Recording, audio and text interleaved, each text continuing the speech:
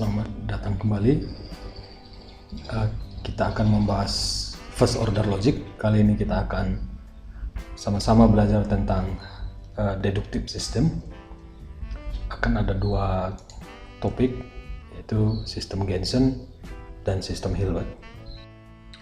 Pada sistem Gensen di first order ini sama dengan sistem Gensen di proportional logic, di mana nanti akan ada satu aksiom dan beberapa aturan inferensi.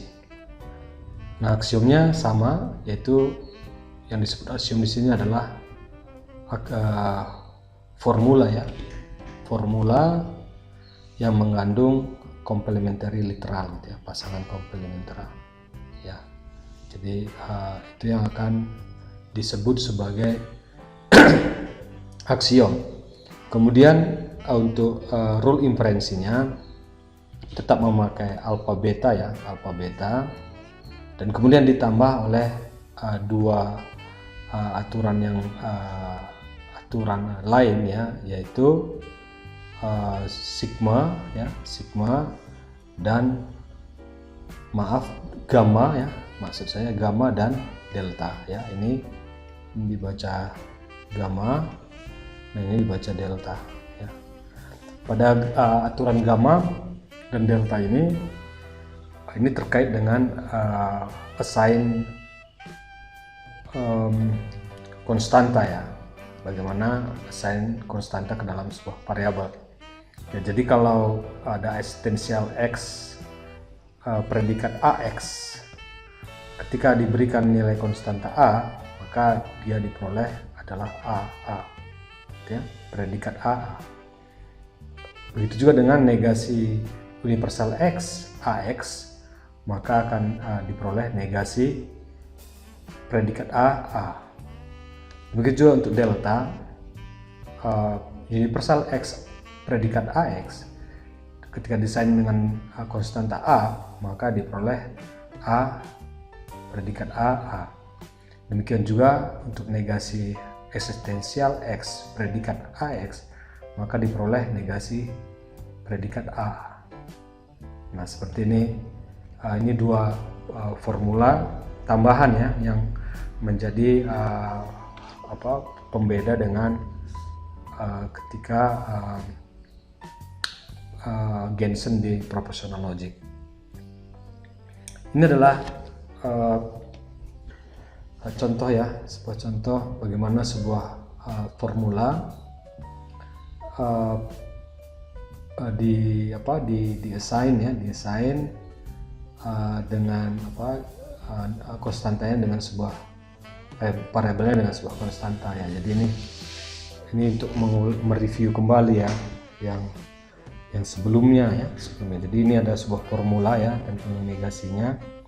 Ini kemudian ada sebuah formula universal, kemudian menggunakan alpha beta diperoleh ini, kemudian ini ada cabang, karena ada atau maka dia cabang dua, satu cabangnya di sini, satu cabangnya di sini. Nah, kemudian dari cabang ini, dari cabang ini kemudian di-assign nilai A, karena ini ada universal di masing-masing di-assign nilai A, maka didapat yang ini. Dan di sini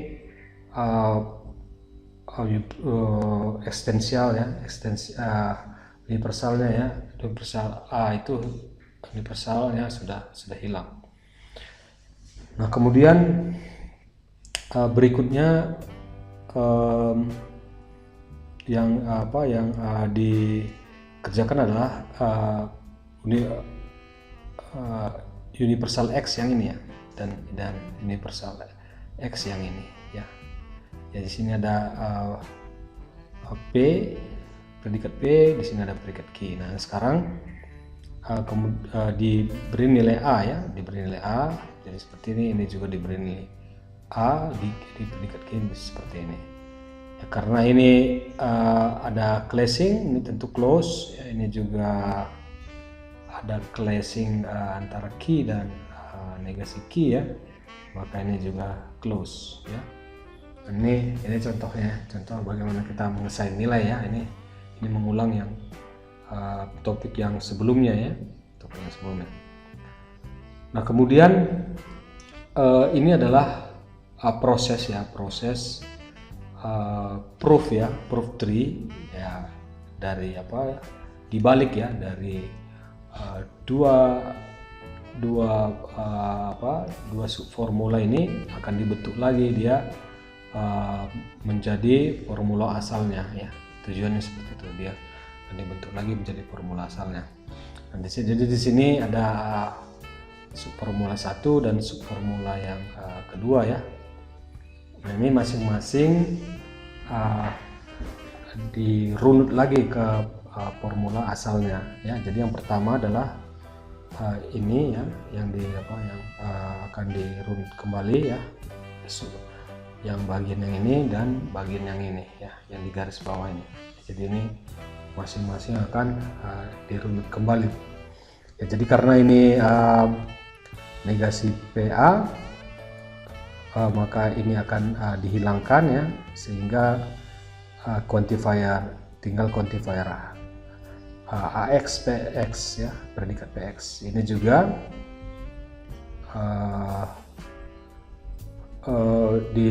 dihilangkan ya, yang ini ya maksud saya, yang dihilangkan sehingga kita peroleh universal AX QX ya. Selanjutnya ini yang diubah, ini akan kita ubah PAQA. Di sini ada PAQA. Baik, tanda koma di sini ya. Ini kalau dilihat dari sebelumnya ya, ini dimaknai sebagai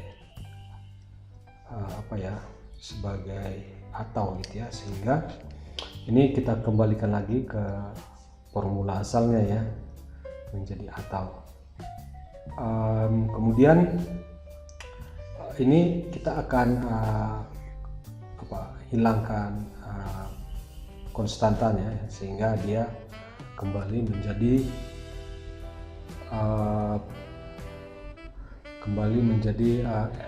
quantifier ya. Dalam hal ini quantifiernya adalah universal dan universal ya. Jadi kita sudah peroleh quantifiernya adalah universal dan universal gitu ya. Nah selanjutnya ini karena ini sudah sama ya, ini juga sama ya, ini persis sama, maka karena ini cabang digabungkan lagi sehingga di sini kita peroleh operator atau gitu ya. Artinya ini dan yang ini atau ini dan yang itu gitu ya.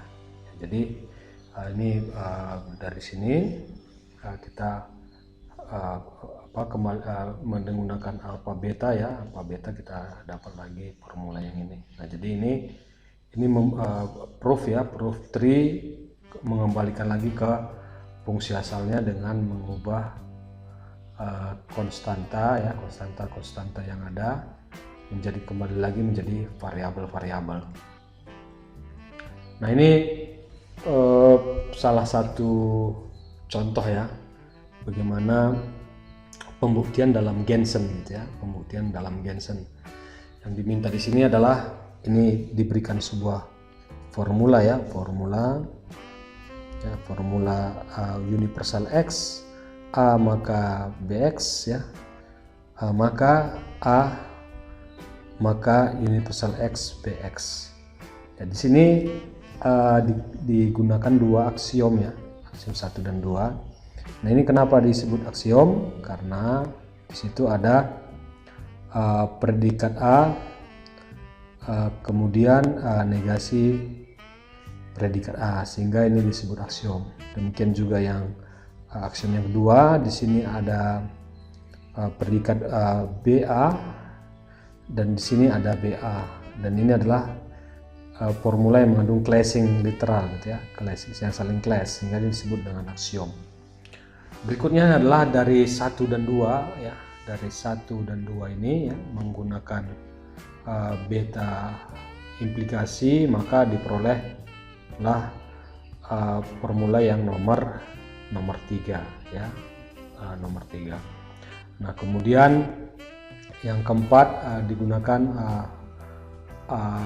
gamma ya, formula gamma dari persamaan ketiga gitu ya, sehingga diperolehlah ya persamaan yang keempat ya.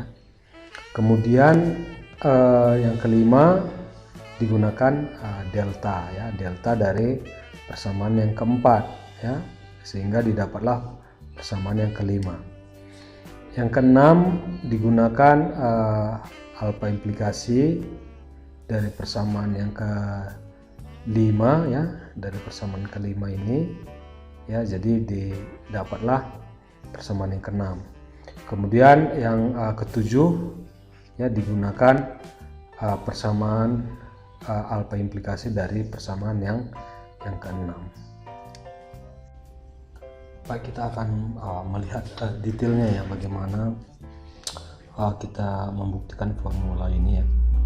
Jadi yang pertama itu menggunakan formula beta implikasi.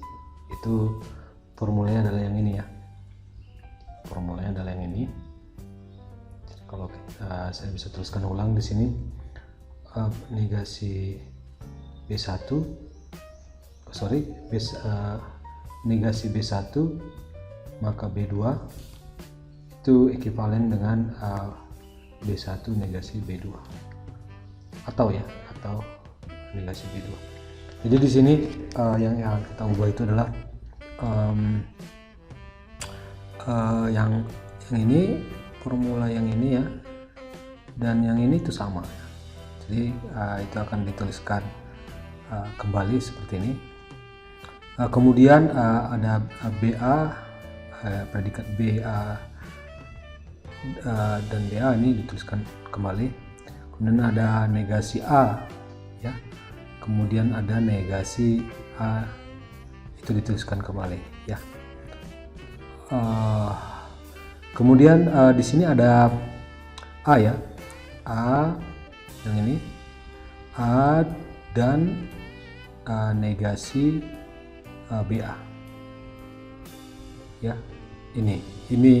Ini akan kita ubah menggunakan rumusan yang ini ya, sehingga dari sini ini kita bisa tuliskan negasi A maka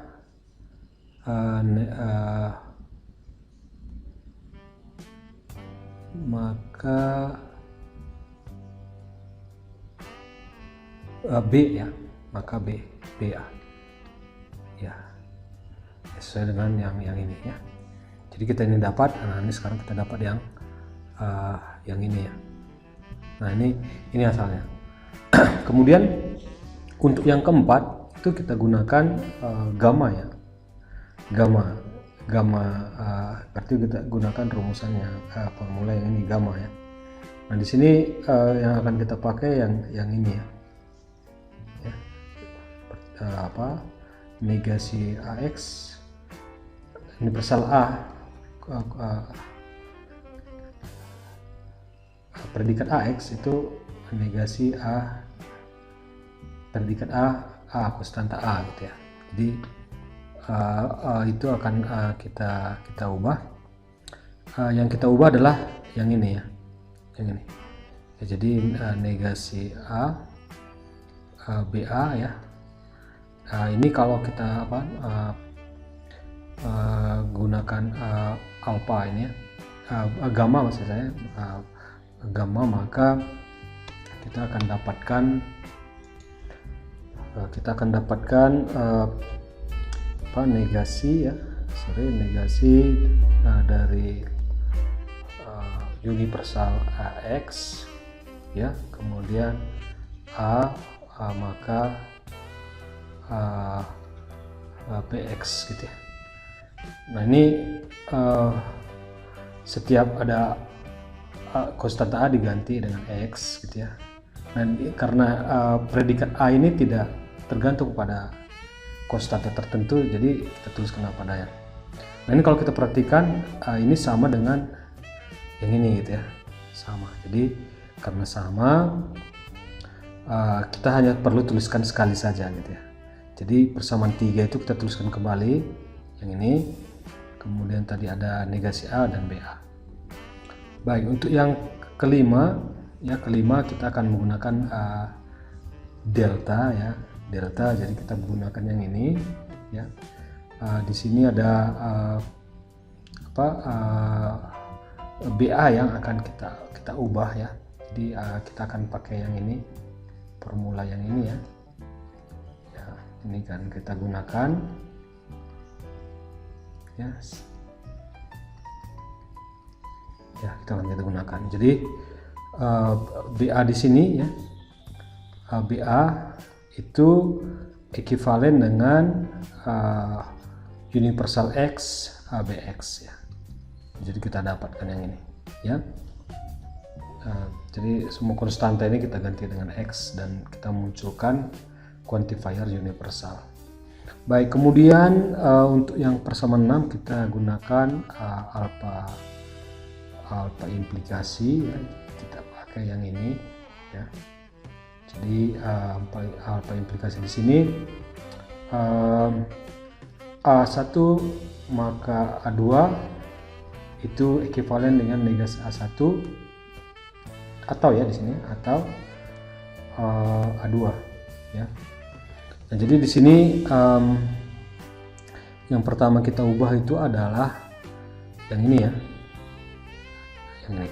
Berarti itu kalau kita tuliskan A negasi A atau universal AX BX ya. Ini kan bisa diubah menjadi A maka universal X BX ya, BX seperti ini. Ya, ini kita dapatkan yang ini. Oke, yang ketujuh ini kita ubah yang ini ya, yang ini tetap pakai alpha implikasi ya. Jadi saya tuliskan ulang, dia di sini adalah negasi universal X A maka BX ya, atau A maka universal X BX ya. Tentu ini akan ekivalen dengan yang ini gitu ya. Jadi di sini atau ini menjadi implikasi dan negasinya hilang.